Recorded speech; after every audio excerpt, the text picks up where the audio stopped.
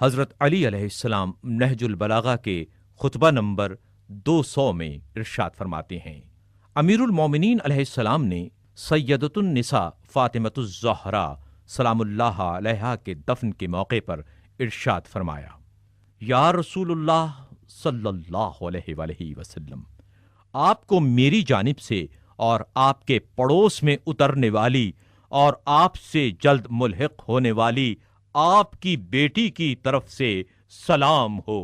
یا رسول اللہ صلی اللہ علیہ وآلہ وسلم، آپ کی برگزیدہ بیٹی کی رحلت سے میرا صبر و شکیب جاتا رہا، میری ہمت و توانائی نے ساتھ چھوڑ دیا، لیکن آپ کی مفارقت کے حادثہ عظمیٰ اور آپ کی رحلت کے صدمہ جاں کاہ پر صبر کر لینے کے بعد مجھے اس مصیبت پر بھی صبر و شکیبائی سے کام لینا پڑے گا، جبکہ میں نے اپنے ہاتھوں سے آپ کو قبر کی لحد میں اتارا اور اس عالم میں آپ کی روح نے پرواز کی کہ آپ کا سر اقدس میری گردن اور سینے کے درمیان رکھا تھا۔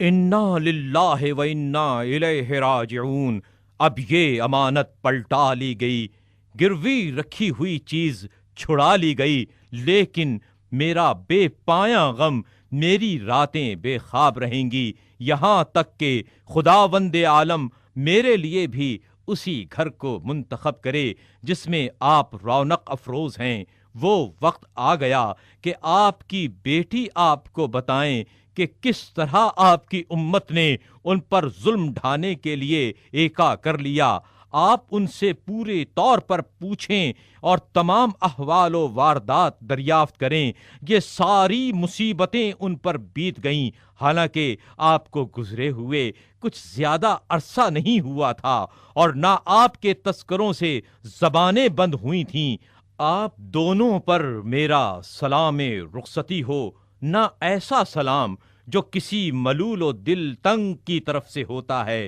اب اگر میں اس جگہ سے پلٹ جاؤں تو اس لیے نہیں کہ آپ سے میرا دل بھر گیا ہے، اور اگر ٹھہرا رہوں تو اس لیے نہیں کہ میں اس وعدے سے بدظن ہوں جو اللہ نے صبر کرنے والوں سے کیا ہے۔